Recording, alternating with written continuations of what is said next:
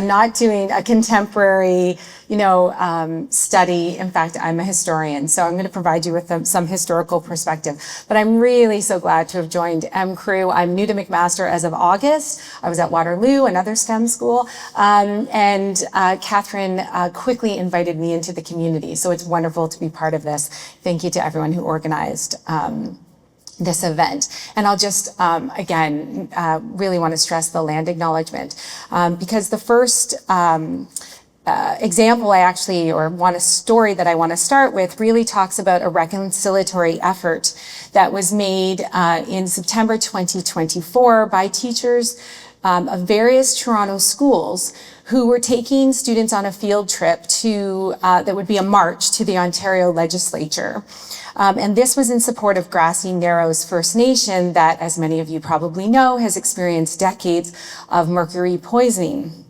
Now, this trip sparked controversy after a video surfaced that some of the marchers started chanting, "From Turtle Island to Palestine, occupation is a crime."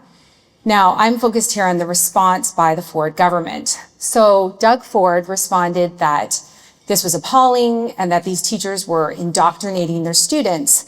And he specifically said, quote, "Stick with your knitting. Stick with teaching the kids the geography, history, math, spelling. That's what they need." Now, stick with your knitting maybe is familiar to some people in the business school because it's really an idiom that comes out of management, which is really stick to your own line of business. Don't get distracted. But this is far from a gender-neutral saying. And in fact, in recent years, this has been used by a lot of male politicians internationally to talk about women's leadership. So there was a great controversy that happened in New Zealand with the Prime Minister, Jacinda Ardern, and when one of her members of parliament told her to stick to her knitting when she was proposing a budget. And in actual fact, Doug Ford even tweeted out about Taylor Swift, whoever's a Taylor Swift fan, when she endorsed Kamala Harris, his response was, "Stick to your knitting."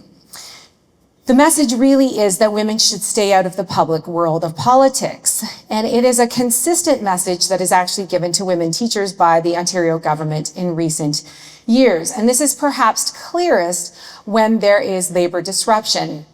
And many people who have children in the room will know that there has been a lot of labor disruption, particularly in 2020. The three largest teachers' unions staged rotating strikes and walkouts during that time.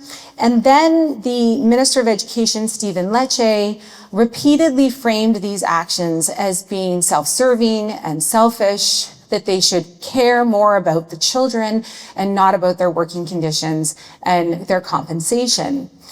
Now, this is public rhetoric that stems from a long-standing idea, actually, that teachers do not have claims to professional status. This is, of course, I argue, a construction of professionalism or lack thereof, because teaching is dominated by women. So Statistics Canada in 2023 has now said that it's about 75% women, overwhelmingly though still in the elementary division, and I can speak later to specifically why that is as well. And then I provide more specific breakdown of this from 2016. But as a historian, I don't think the numbers tell the tale. Attacks on teacher professionalism really stem from a history of public education that is based on a social contract of a separate spheres ideology.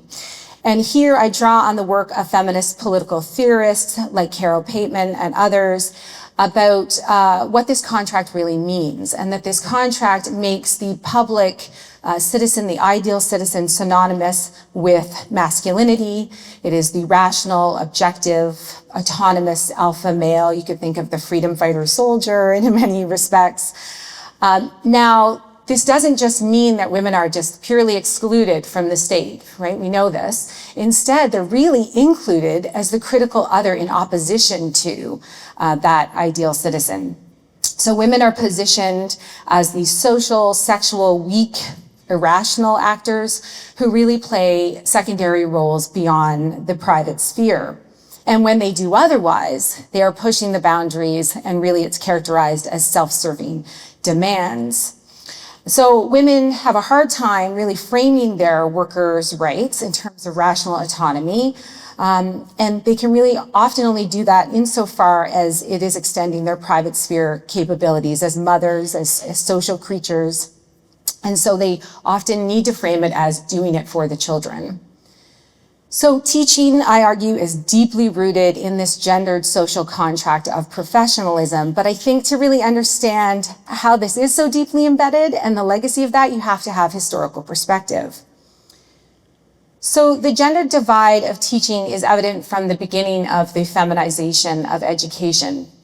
Now, I want to acknowledge that women have really always worked as teachers, often within their communities, even when not in public education. So we think of women religious or Indigenous women in their communities, racialized women like Marianne Shad Carey. And then I also want to say, though, that teaching really as a paid profession actually came about as a very male-dominated profession prior to about the mid-1800s, late 1800s. So this changed, though, when the state decided to introduce compulsory state schooling, and to do so in a rapid fashion. In the late 1800s, early 1900s, they needed cheap, flexible labor, and so that's when they turned to women. Schools still preferred men as teachers, and I will illustrate how that is true throughout the 20th century. But women answered the calls because it was seen as something that was legitimate, as a respectable extension of their natural duties in the home, as well as men were being lured to other economic opportunities with the Industrial Revolution. Working conditions were very harsh. So you have one-room schoolhouses that were isolated, crowded, often very unhealthy. Women were paid half of what the men teachers were paid. And there were routine inspectors who would go around to all of the rural areas, and they would really inspect the women for their character. And so they were often under the surveillance of the community wills of the time. So they were not considered managers or political agents, even though they're the ones running a whole schoolhouse. Instead, they were supposed to be angels of the schoolhouse. So no frivolous spending, no gossiping, and definitely no sexual desires. That was frowned upon. But despite these challenges, women would go into the profession in droves. Again, especially in elementary schools. But this led school officials to bemoan the suitability of teaching as a profession, especially for men. So according to one inspector, here I have the quote, in Saskatchewan in the 1920s, quote, "The smallness of the number of married men bears eloquent and convincing testimony to the fact that school teaching, particularly rural school teaching, has still very far to go before it attains the dignity of the profession." Now, women were repeatedly seen as the weak link in professionalism throughout the 20th century, and I demonstrate this in my own book, Democracy's Angels, The Work of Women Teachers. And here I use various archival sources, and I conducted oral histories with retired teachers. Happy to talk about methods later on when there's perhaps a little bit of time. But I argue that, again, in the post-World War II era, women were encouraged to enter teaching.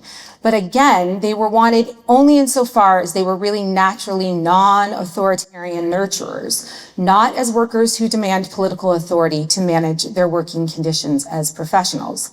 And they were very hard pressed to make claims to being rational professionals post-war. They became synonymous with the caring teacher in opposition to the intellectual craftsman of the time. They were reserved for elementary schools, or what was considered soft subjects in secondary schools. And this was all characterized as very rudimentary knowledge. So George Hickman, the Dean of Education at Memorial in the 1950s, made this very clear, describing the preparation for elementary teaching, all women, as skills, quote, "in common possession by citizens, concerned with the natural personal world that prepares people to be members of a family, nothing more," end quote. So women remained a reserve army of labor. And again, this was despite really enticing them to fill a shortage of the time. So there were radio ads. We had fair remuneration at the time. They lifted the marriage bar. Pregnant women, not so much. That was still taboo. But women were still described as poor substitutes for men. They were considered temporary workers due to their private sphere responsibilities, and they were actually accused often of unethical behavior, even by their own unions, for underbidding men for contracts or leaving quickly without notice for family responsibilities. Here's just one newspaper clipping that talks about the Canadian School Trustees Association complaining that equal pay actually means women were overloading schools and they were not getting enough good men. So women were wanted, but they were wanted as role models that could replicate the nuclear family that had been disrupted by the war. So they were wanted as examples of correct mothering. Of course, the managers, the people managing the schools, the head of the household was still going to be the man. Here is just one disturbing newspaper clipping, and it was one of many that I found, which at the very beginning of every school year, the newspapers would advertise the pretty new teachers. And here the quote says that they're pretty enough to send dad to school with Junior. And Toronto principals issued reports about the character influence that was so important of women teachers. And we know this because they describe the character influence in terms of housewife-like duties. So they say a teacher reproduces a constructive learning environment by, quote, dressing modestly and tastefully, keeping her desk and windowsills neat, and having a few good large pictures. Now, failure to comply with this was actually seriously sanctioned, particularly by male psychologists who had an unprecedented role in schools during the post-war period. This is when guidance, counselors, and departments start to explode. And here, male psychologists were warning women teachers of their unbridled femininity, that they were being overly sexually attractive to male students and distracting them in their studies. And so they banned sheer nylon blouses and tight sweaters that were in fashion at the time. But then they also accused them of over-mothering. And over-mothering would mean that they would create what they referred to as sissy boys, mother's boys at the time. And there were some women who, no matter what they do, could not perform what I talk about in the book, which really was ideal whiteness and ideal heterosexuality.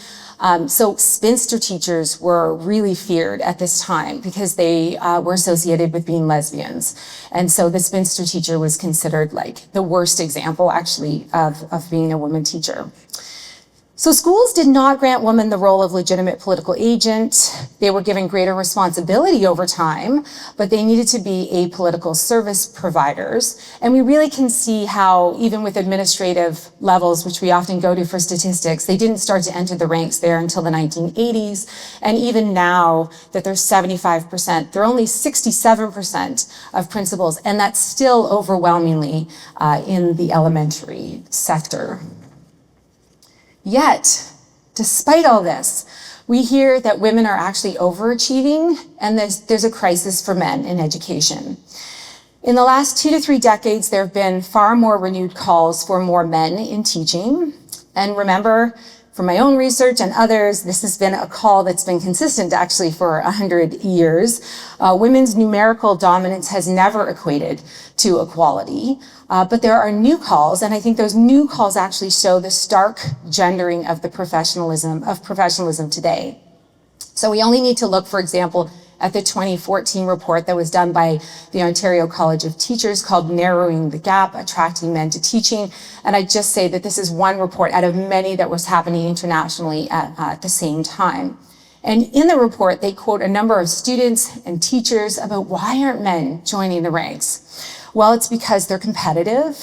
They apparently aren't emotional with students or don't want to be. They are harder and more discipline driven. And my favorite part is they don't like the diminished status, the low starting salaries, and the limited career advancement. Okay, fair. But I would put this a different way. That really is saying that women are emotional creatures for whom teaching is natural, so they do not require status, competitive salaries, and career advancement, which I would say is exactly what the historical research shows. So I think the report makes clear that this separate spheres ideology continues, but is now framed as a 21st century crisis of masculinity. So to conclude, how can we change the gendering of women as apolitical agents in education, in which we can support them and their workers' rights as professionals? Well, unfortunately, I think the scope of this answer is quite complex and probably lies beyond the time I have for this presentation. But I would just say a couple of things. I think the answer lies in acknowledging that how we teach about politics, leadership, and civics perpetuates a system in which we demand women teachers be exemplars of apolitical service to young people, and we don't set the same expectations for others. I would also say that it really requires that we understand gender and engage in gender equity campaigns that challenge the damaging constructions of masculinity that are on the basis of the calls for more men teachers, and I think are quite toxic for men themselves, that kind of hyper masculinity and the way it's constructed. But it's also really damaging for more inclusive spaces for women and all women. So part of the problem of teaching is also it is an overly white women's profession. So we need to ensure that we're deconstructing that as well in an intersectional way to ensure we are including trans, racialized, Indigenous women into the profession and supporting all of their worker rights as professionals. Thank you very much.